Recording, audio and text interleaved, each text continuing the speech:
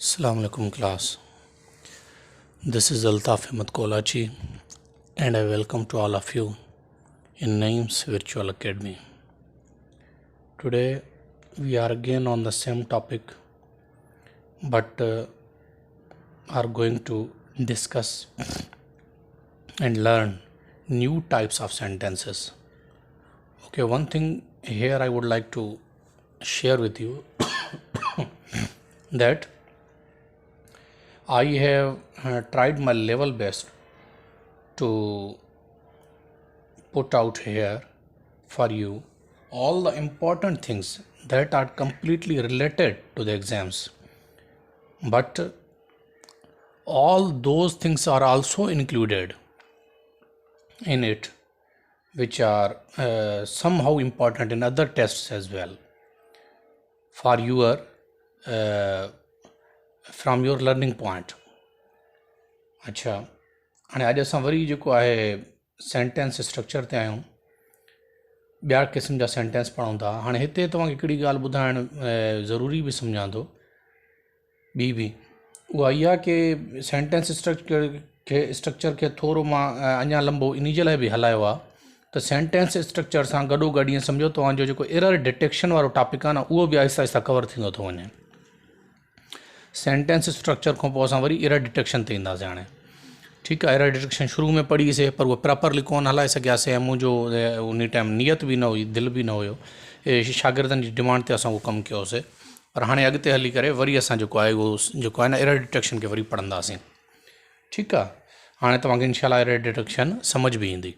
पर हे sentence structure में जेके रूल्स रेगुलेशन्स असां पढ़ूं था पिया न, इहा आहे त सेंटेंस जी स्ट्रक्चर ई एरर डिटेक्शन में तव्हांखे इहा वॾो फ़ाइदो ॾींदी। एरर डिटेक्शन में बि इहे ई ग़लतियूं हूंदियूं आहिनि तक़रीबन। स्ट्रक्चर सेंटेंस जो स्ट्रक्चर ग़लति उन्हनि ठाहे ॾिनो हूंदो आहे त उहे ग्रामेटिकल मिस्टेक्स निकिरंदियूं आहिनि। ठीकु आहे, इन जे लाइ बि इन खे थोरो मां लंबो छिकियो आहे टॉपिक खे, ताकी तव्हांखे सिखण लाइ घणो मवाद मिली सघे। इहो न सिर्फ़ु इन इम्तिहान में, तव्हांखे बाक़ी बि जेके इम्तिहान अचनि था पिया उन्हनि में तव्हांखे बहितरीन तरीक़े सां कमु ॾींदो। अच्छा हाणे अचो टॉपिक ते। नंबर पहिरियों सेंटेंस आहे दे have bin dash, working hardly या वर्किंग हार्ड। हाणे हिते तव्हां हिकिड़ी ॻाल्हि सम्झी छॾो त हाणे हिते एतिरे ते तव्हांखे सेंटेंस सम्झ अचे थो, ग्रामेटिकली हले थो पियो दे हैव बिन वर्किंग, हे प्रेज़ेंट परफेक्ट कंटिन्यूअस जो सेंटेंस आहे। ठीकु आहे, हाणे एतिरे ते वर्किंग ताईं त अची वियो। दे हैव बिन वर्किंग हार्डली जो मतिलबु तव्हां पहिरियों सम्झो त निकिरे छा थो। दे हैव बिन वर्किंग हार्डली माना उहे जेको आहे सख़्ती सां कमु करनि था, सख़्ती सां। ठीकु आहे न, हाणे महिनत सां जंहिंखे चऊंसि। अच्छा, ऐं हिन जी माना ॾिसो, दे हैव बिन वर्किंग हार्ड, उहे सख़्तु महिनत करनि था, सख़्ती सां महिनत करनि था, सख़्तु महिनत करनि था। हाणे तव्हां सिंधी में ई सम्झी सघो था त कहिड़ो कॉन्सेप्ट दुरुस्त आहे।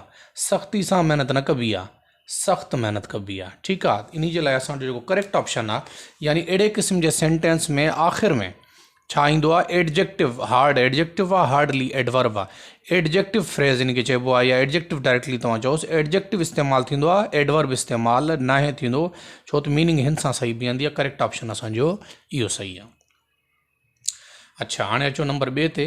दीज फ्लावर्स डैश, साॻियो हिन वारो टाइप आहे इहो। स्मेल स्वीटली माना सुठे तरीक़े सां स्मेल ॾियनि था पिया। ठीकु आहे, ख़ुशबू ॾियनि था पिया। या स्मेल स्वीट, सुठी ख़ुशबू ॾियनि था, सुठे तरीक़े सां ॾियनि था। हिन जी माना त सुठे तरीक़े सां ॾियनि था ख़ुशबू, हिन जी माना आहे सुठी ख़ुशबू ॾियनि था। हाणे करेक्ट कहिड़ो ऑप्शन सही आहे तव्हां सम्झी सघो था। हेॾे बि रूल बि आहे, तव्हां माना बि कॾहिं ॾिसंदोसि त हिन जी माना सही निकिरंदी त जेके गुल हूंदा आहिनि उहे सुठी ख़ुशबू ॾींदा आहिनि, सुठे तरीक़े सां ख़ुशबू न ॾींदा आहिनि, उहे सुठी ख़ुशबू ॾींदा आहिनि। Therefore the correct option from these A and B is smell sweet. ठीकु आहे। अच्छा हाणे अचो नंबर टे सेंटेंस ते। हाणे नंबर टियों sentence, these students are dash at 10 page या 8 पेज 10। हाणे तो ग्रामेटिकली जेकॾहिं तव्हांखे मामूली बि ग्रामर तव्हां सुठी टच कई आहे, मामूली बि, त तव्हांखे सम्झ अची वेंदी त दे आर 8 पेज 10 थींदो, 8 10 पेज न थींदो। हाणे 10 पेज मञा तव्हां सम्झी सघो था कॉन्सेप्ट ई क्लियर नथो थिए। ग्रामेटिकली 8 10 पेज 10 पेज न थींदो आहे, पेज नंबर 10 थींदो आहे, या पेज 10 थींदो आहे, 8 10 पेज न थींदो आहे, 8 11 पेज न थींदो आहे। इन जे लाइ करेक्ट असांजो ऑप्शन छा आहे, उहो हे आहे। अच्छा, हाणे नंबर चौथे ते अचो, इंटरलिंक्ड आहे हिन सां उहो बि। हे he is in dash class 5th या क्लास 5। हाणे हिन ॿिनि में तव्हां फ़र्क़ु खे थोरो सम्झी छॾो, इहो इम्पॉर्टेंट अथव। हाणे क्लास 5th, हाणे 5th तव्हां मैथमेटिक्स में पढ़ी आहियो, 5th जी माना आहे कंहिं हिकिड़ी शइ जो 5हों हिसो, हिकिड़ी शइ जो 5हों हिसो 5th। हाणे जंहिंखे असां मैथमेटिक्स में लिखंदासीं 1/5, 5 शयुनि जो जेको आहे 1 हिसो, या हिकिड़ी शइ जो 5हों हिसो जंहिंखे चऊंसि असां, ठीकु आहे। अच्छा, हाणे हिन में जेकॾहिं तव्हां ॾिसंदो त क्लास 5 माना एक्यूरेटली 5हों दर्जो, 5वीं का शइ या 5हों नंबर का शइ, उहा अचे थी पई। He is in class 5 correct आहे। क्लास 5th जेको आहे ग्रामेटिकली जेको आहे उहो रॉन्ग आहे। असांजो करेक्ट ऑप्शन छा आहे, he is in class 5 not class 5th, ठीकु आहे। अच्छा, नंबर 5 ते अचो, आई पेड हिम डैश ₹50 या ₹50। हाणे हे मां उहे इंतिहाई अहम सेंटेंस मां वरी तव्हांखे रिपीट करे चवां थो पियो, इन जे लाइ तव्हांखे ॿुधाइणु ज़रूरी थो सम्झां। तव्हां इन्हनि खे मामूली न सम्झो, हे वॾो छांटे असां महिनत करे तव्हांजे लाइ कढे आया आहियूं। हे तव्हांखे इंतिहाई कमु ॾींदा, ठीकु आहे। इन्हनि खे कंहिं बि सेंटेंस, हिकिड़े के बि सेंटेंस खे लाइट न वठिजो, हे तव्हांखे एग्ज़ाम्स में वॾो कमु ॾींदा। ₹50, हाणे जनरल असां ज़ुबान में बि इहे लफ़्ज़ यूज़ कंदा आहियूं न ग्रामेटिकली, आई पेड हिम ₹50 या ₹50। हाणे जेको हितो करेक्ट ऑप्शन आहे उहो आहे आई पेड हिम ₹50। हाणे इहो कीअं थोरो इन जो कॉन्सेप्ट बि तव्हांखे सम्झाए छॾियां। हाणे हिते जेको ₹50 आहे, हाणे रुपीज़ नाउन आहे, 50 जेको आहे इहो छा आहे, एडजेक्टिव आहे, ठीकु। हाणे 50, हाणे तव्हां असां छा चवंदा आहियूं, he is a good student चवंदा आहियूं न, गुड एडजेक्टिव पहिरियों ईंदो आहे, स्टूडेंट नाउन बाद में ईंदो आहे। या चवंदा आहियूं ही इज़ स्टूडेंट गुड, ग़लति आहे न, पहिरियों स्टूडेंट न ईंदो, पोइ एडजेक्टिव न ईंदो, पहिरियों एडजेक्टिव ईंदो, पोइ नाउन ईंदो। जीअं चवंदा आहियूं he is a good student, पहिरियों गुड आयो, एडजेक्टिव, पोइ नाउन आयो। लाइक वाइज़ पहिरियों 50 ईंदो, एडजेक्टिव 50 आहे, नंबर आहे, एडजेक्टिव ऑफ नंबर, पहिरियों 50 ईंदो, पोइ रुपीज़ ईंदो। हिते सम्झ अचे थी, हे 50 एडजेक्टिव आहे, रुपीज़ नाउन आहे, त हे असांजो करेक्ट फॉर्मेशन छा आहे, सेंटेंस जी स्ट्रक्चर छा आहे, उहा हे बीहंदी ₹50, न कि ₹50 बीहंदी, ठीकु। अच्छा, हाणे इन खां अॻिते हलो। हाणे इन खां अॻिते आहे नंबर 6। हाणे नंबर 6 जेको सेंटेंस आहे उन में आहे, his home is dash mine, his home is dirty than mine, या his home is dirtier than mine. हाणे इहो बि एडजेक्टिव आहे, एडजेक्टिव जी डिग्रीज़ जो इस्तेमालु आहे। होपफुली हिते तव्हां सम्झी बि विया हूंदो, पर ॿुधाइणु इम्पॉर्टेंट आहे। हाणे डर्टी त न थींदो आहे। हाणे यादि रखे छॾो, जॾहिं असां हिकु शइ खे ॿी सां कंपेयर कंदा आहियूं त कॉम्पेरेटिव डिग्री ऑफ एडजेक्टिव इस्तेमालु थींदी आहे। हाणे डर्टी जेका आहे एडजेक्टिव आहे, लेकिन इहा एडजेक्टिव जी पॉज़िटिव डिग्री आहे। एडजेक्टिव जूं 3 डिग्रियूं हूंदियूं आहिनि, हिकिड़ी हूंदी आहे पॉज़िटिव, ठीकु आहे, ॿी हूंदी आहे कॉम्पेरेटिव, टी हूंदी आहे सुपरलेटिव, ठीकु आहे। हाणे जीअं डर्टी जेका आहे इहा आहे पॉज़िटिव, डर्टियर कॉम्पेरेटिव आहे, यानी जॾहिं असां ॿिनि शयुनि खे कंपेयर करूं त हिकु हीअ शइ हुन खां वधीक मेरी आहे। जेकॾहिं चऊं फॉर एग्ज़ाम्पल, मां चवां थो त हीअ टेबल मेरी आहे, हीअ किताब मेरी आहे, हीअ मोबाइल मेरी आहे, मुंहिंजा कपिड़ा मेरा आहिनि, ठीकु आहे न। माई क्लॉथिज़ आर डर्टी, ठीकु। मां कंहिं सां कंपेयर नथो करां, सिर्फ़ु उन्हनि जी ॻाल्हि करां थो। जॾहिं कंहिं ॿी शइ सां मां कंपेयर करां, ॿी शइ सां कंपेयर करां, पोइ थींदो माई क्लॉथिज़ आर डर्टियर दैन यूअर्स, ठीकु आहे। पोइ कंपेरेटिव डिग्री इस्तेमालु थींदी जॾहिं कंपेयर थींदी शइ ॿिनि सां। पर जॾहिं 2 या 3 सां, पर जॾहिं हिकिड़ी शइ खे असां सभिनी सां कंपेयर करूं त पूरी क्लास में जेके स्टूडेंट्स आहिनि, हिकिड़े स्टूडेंट जी ड्रेस सभिनी स्टूडेंट्स खां वधीक मेरी आहे, पोइ चइबो त his dress is the dirtiest, the dirtiest superlative में द बि लॻंदो आहे ऐं डर्टीएस्ट उहा सुपरलेटिव डिग्री हूंदी आहे। हाणे हिते 2 शयुनि में जेको आहे न पंहिंजे ऐं हुनजे घर जे उन में कंपेयर करे थो पियो, त डिग्री बि कंपेरेटिव लॻंदी, डर्टी न लॻंदो बल्कि डर्टियर दैन थींदो, ठीकु आहे। हाणे हिते जेको करेक्ट असांजो ऑप्शन आहे उहो छा आहे, डर्टियर। अच्छा, हाणे इन खां अॻिते हलोसि। नंबर 7 आहे, my friend has dangerous dash.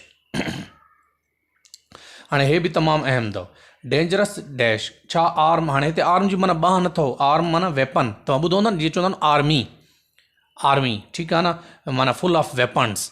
Army वटि हथियार हूंदा आहिनि, ठीकु आहे। आर्म माना वेपन, हथियार, माना जीअं बंदूक थी वई, या जीअं आहे 3G थी वई, या पिस्टल थी वई, या इहे सभु इन्हनि खे आर्म चइबो आहे, हथियार, ठीकु आहे। हाणे my friend has dangerous arm या डेंजरस आर्म्स, हाणे ॿई वेपन जे लाइ यूज़ थींदा, लेकिन यादि रखे छॾो कॾहिं बि वेपन्स जे लाइ जेको आर्म यूज़ कबो सिंगल में कॾहिं बि न कबो, भले मुंहिंजे दोस्त वटि हिकिड़ी पिस्टल हुजे, ठीकु आहे। मां आर्म नथो चई सघां, आर्म चइबो ई न आहे, ग्रामेटिकली हे सिंगुलर इस्तेमालु थींदो ई न आहे। छा इस्तेमालु थींदो आहे, pillar, my friend has dangerous arms थींदो, ठीकु आहे, आर्म इस्तेमालु न थींदो आहे। अच्छा, number 8, they gave us dash advices या एडवाइस या पीसिस ऑफ एडवाइस। हाणे इहो बि लाइक वाइज़ हिन वांगुरु, सतें वांगुरु हमेशह जेको आहे हिन फॉर्म में यूज़ थींदो आहे, हे हिन फॉर्म में यूज़ न थींदो। वरी हे ॾिसो, हे आर्म्स में हमेशह प्लूरल में यूज़ थींदो आहे, हे वरी हमेशह हिन फॉर्म में एडवाइस में यूज़ थींदो आहे, या वरी जेकॾहिं प्लूरल में करिणो आहे त पीसिस ऑफ एडवाइस। हालांकि एडवाइस जी माना तव्हां सिंगुलर प्लूरल ॿिन्ही में वठी सघो था ग्रामेटिकली इंग्लिश में, पर जेकॾहिं तव्हांखे अञा क्लियर करिणो आहे त असां प्लूरल में ॻाल्हि करूं था त हुन मूंखे नसीहतूं कयूं, त पोइ तव्हां पीसिस ऑफ एडवाइस यूज़ करे सघो था। एडवाइसिस हिन जे पोयां एस कॾहिं बि न आहे लॻंदो, ग्रामेटिकली इहो सेंटेंस इनकरेक्ट थींदो। करेक्ट छा आहे, advice, he gave us advice, भले हुन असांखे घणियूं नसीहतूं कयूं हुजनि, पर जेकॾहिं अञा क्लियर करण था चाहियो त हुन असांखे घणियूं नसीहतूं कयूं त पोइ चवंदो they gave us pieces of advice, advice न थींदो, हे सिर्फ़ु एडवाइसिस न थींदो, उहो हे करेक्ट ऑप्शन आहे। अच्छा, 9 नंबर ते अचो, do you have dash scissor या सीज़र्स। हाणे सीज़र चइबो आहे कैंची खे। हाणे हिकिड़ी ॻाल्हि तव्हां सम्झी छॾो, कॾहिं बि कैंची तव्हां छा उन खे चई सघो था जंहिंमें सिर्फ़ु हिकिड़ो ब्लेड हुजे।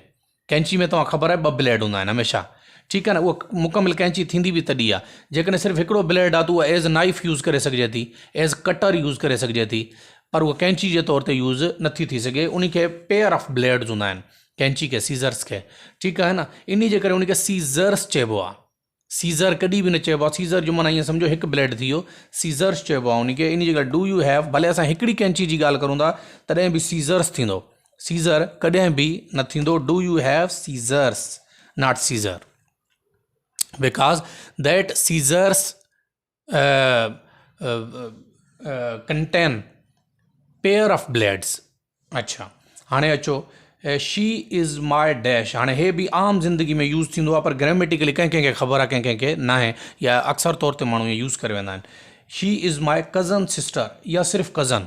हाणे ग्रामेटिकली यादि रखे छॾो, कज़न सिस्टर या कज़न ब्रदर चवणु ग़लति आहे, सिर्फ़ु कज़न चइबो आहे। He is my cousin, he is my cousin, लेकिन ईअं न आहे त he is my cousin brother या she is my cousin sister. Grammatically इहो छा आहे, ग्रामेटिकली इहो इनकरेक्ट आहे, ग्रामेटिकली इहो रॉन्ग आहे। करेक्ट इन जो छा आहे, she is my cousin, cousin brother, cousin sister grammatically ग़लति आहे, ठीकु आहे। हाणे इहे जेके सेंटेंस हुआ इन्हनि खे ख़ूब प्रैक्टिस कंदा कयो, घटि में घटि हिकिड़े ई सेंटेंस, जहिड़ा सेंटेंस 2-2, 3-3, 4-4 ठाहे करे उन्हनि खे प्रैक्टिस कंदा करो, जीअं सही नमूने तव्हांजे दिमाग़ ते चढ़ी वञनि। Because practice makes a man perfect. जेतिरी इन शइ जी तव्हां प्रैक्टिस कंदो ओतिरो इहे शयूं तव्हांजे इनशाला दिमाग़ ते चढ़ी वेंदियूं। होपफुली अॼु जो लेक्चर तव्हांखे सम्झ में अची वेंदो। इनशाला इन खां अॻिते जेको आहे सुबुह हलंदासीं।